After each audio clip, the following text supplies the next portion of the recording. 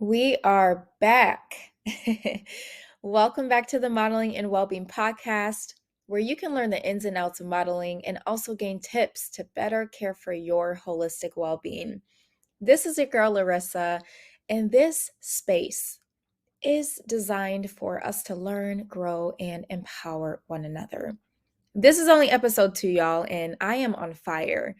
Now I be seeing why older and wiser people are just ready to teach, because I feel like I've been retaining all of this juicy information and ready just to splurge it all out. Just like you, I listen a lot and I process so much information. And now it kind of feels like it's my turn to give back. Even if it's one person listening, hey, what's up? I see you. Thank you so much for being here, everyone, and for listening. Today, we are talking agencies. For my models or my aspiring models out there, if you want to get involved into modeling and you need a guide, I got you. In my first episode, I shared 4 basic and easy steps to getting into the modeling industry, and we pretty much concluded with you feeling ready to continue to be about that action and apply to agents for representation. Today, I'm going to talk through that next phase. What are agents? Are they necessary? What are the differences between types of agents? What to watch out for, and what to expect after you actually get signed. And for those who are not aware of my experience, I've been in the modeling industry for 6 years, and I'm currently signed with 3 model agents in Minneapolis, Minnesota, and one actually just recently, woohoo, in Atlanta, Georgia. And I'm also with one that's a little bit more global, based out in Chicago. So the first question is, what are model or talent agents? A model agency is a company that represents models or talent to work for jobs within the fashion, commercial, print, etc. industries, and they basically book jobs for you. They are representing you. So you are on their website, or for my sports fans, models and talent are on a roster where clients can literally choose which models or talent they want for jobs. And agents help you find work. They're sending you castings, or they're sending you direct bookings that clients are asking you for, and pretty much advocating for you if you need something. These agencies earn their income via a commission based on how much you work. So the more you work, the more they get paid. And typically it's like 15 to 20% commission given to them out of your paychecks or out of that job. I love this. I saw this online, and someone described having a model agent as, think of them as your little model management squad. Like, that's so cute. FYI, model productions are not agencies. Most people get that mixed up. Usually, model productions are a company that's recruiting models to be a part of a production or show to showcase a talent, or maybe they're promising that different agents are going to be represented there. So it could increase your chances of getting an interview with an agent. Those are typically paid, so the model have to come out of pocket to attend that show. So for the most part, and always, actually not for the most part, always, you do not and should not have to pay to be a part of a model or talent agent. All right, so what are the differences between the types of agents? This is a great question because not a lot of people know. Notice in my first question, I mentioned model or talent agencies. There are agencies that are only focused on high fashion models, runway, and magazine. Those are typically going to be the quote unquote model agencies. Then there are agencies focused heavily on the commercial, TV, and print side of things, who more so call themselves quote unquote talent agencies. Nowadays, you see agency companies actually making room for both models and talent. So, for example, one of my agents are called Ruggiero Models and Talent, which includes both. So, both model and talent agencies are going to represent you again as their model and book you for those jobs if you decide to not actively search on your own.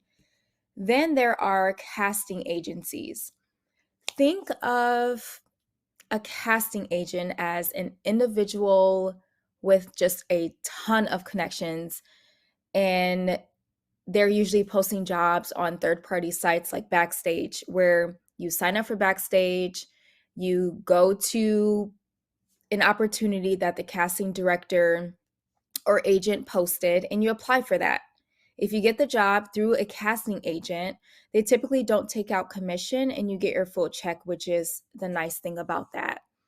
Casting agents are often used a lot for those into that freelance work and who want to book their own paid jobs. However, you can still work through casting agencies just depending on if you have a contract with your model or talent agency. So let's get into contracts, which is another thing that can really get confusing for people if you don't understand how it works right away.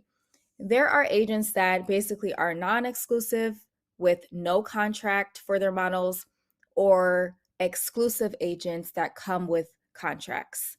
For example, the three Minneapolis based agencies that I am a part of are all non exclusive agents, meaning I personally did not have to sign a contract with them, and also means I can be a part of more than one agent in the same state. This can be also very beneficial because I could have more flexibility and increase bookings, also make some more money rather than just depending on one source or agent. Now, the one agent that I just recently signed with in Atlanta, Georgia, is an exclusive agent. So this is pretty new for me too.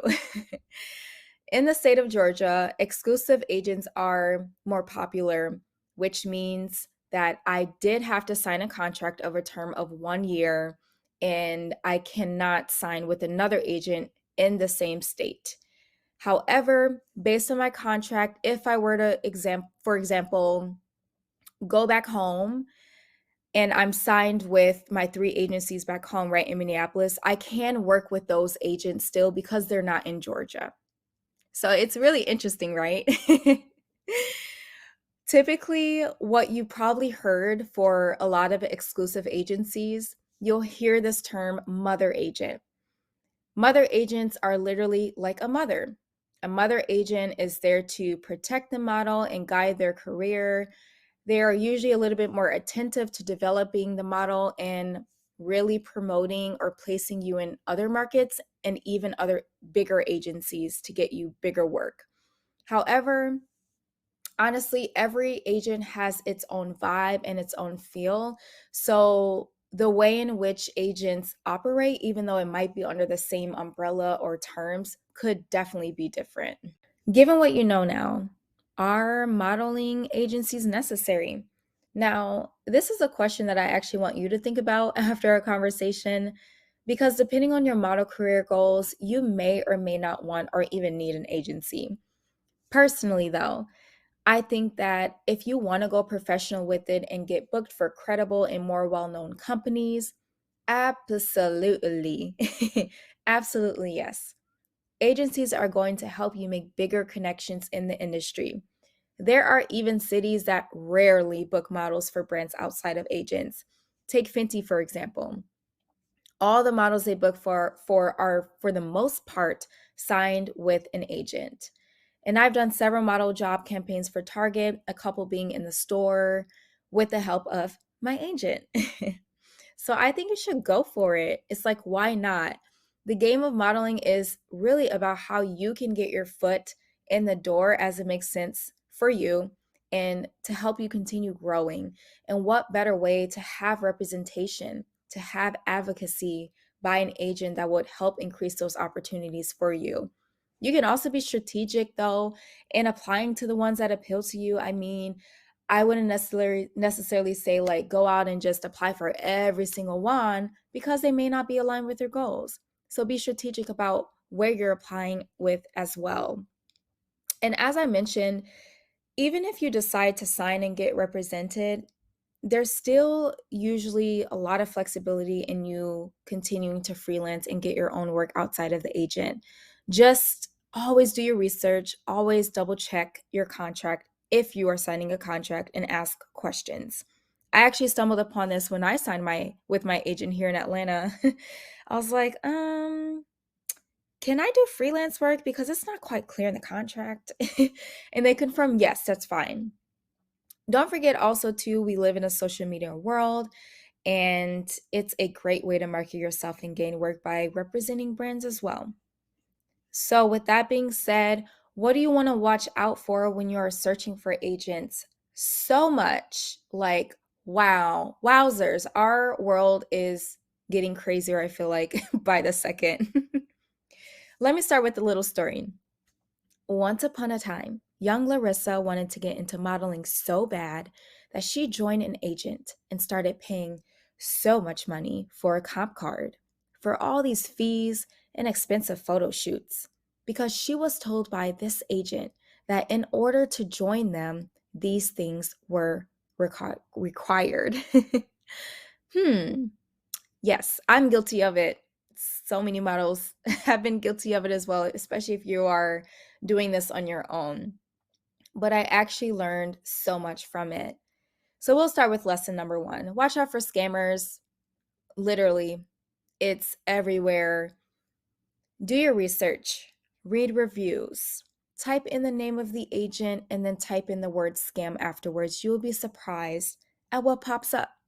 Whatever you have to do, please do some research before joining a casting, an agent, or even a direct booking. Although your agent will book you for brands and companies, you still want to be aware of the brands you are representing because you just never know. You shouldn't also have to pay so much money to get accepted into an agent. So I know that it's pretty self-explanatory, but again, a real agent will make money off of you through the professional work that they book you for. Also, be careful of gigs that definitely feel overpromising that you may have applied to from a third-party site. If you get an email saying they'll fly you to a place, they're going to get you all this money and you didn't work for it, and of course, if they ask for that bank account, scam. Also, if you just have this hunch that it feels too real, too good to be true, and it's not through your agent, you don't have a direct contact, and it's someone you don't know, or that it's not from a 100% credible source, trust your instincts. Don't do it. Ladies, especially for us, if you are freelancing and you're meeting photographers that you may not quite be aware of, bring someone with you. Honestly, this stuff with sex trafficking lately, kidnappings, and just a lot of scary things happening, you just have to be careful. And of course, if the photographer doesn't allow you to bring someone with or has an attitude or something like that, that's straight up red flag. Don't do it.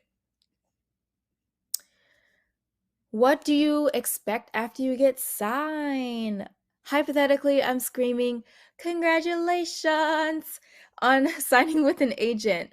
Okay, you're with an agent. Now what? Just like a lot in this industry, it's a hurry up and wait game.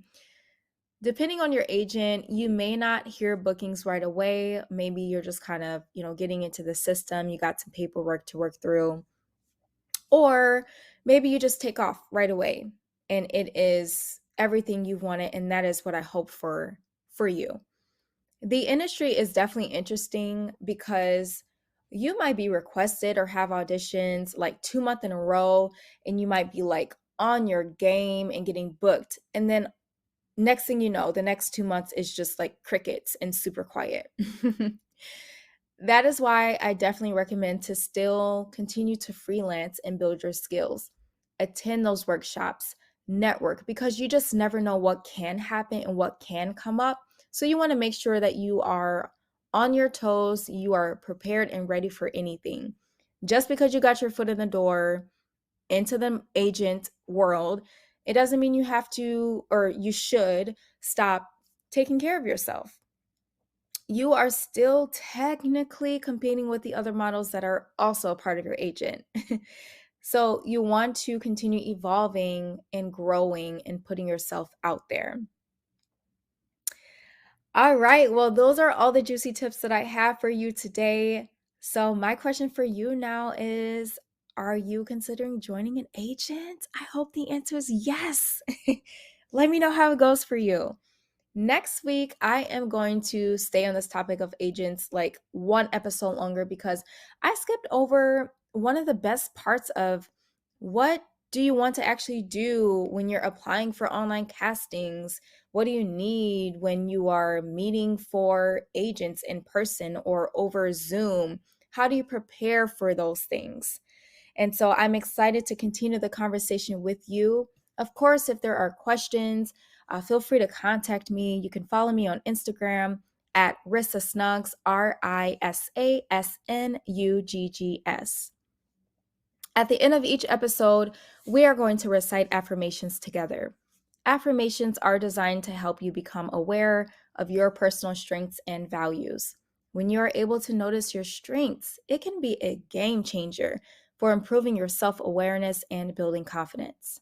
So repeat after me. I can do anything I set my mind to.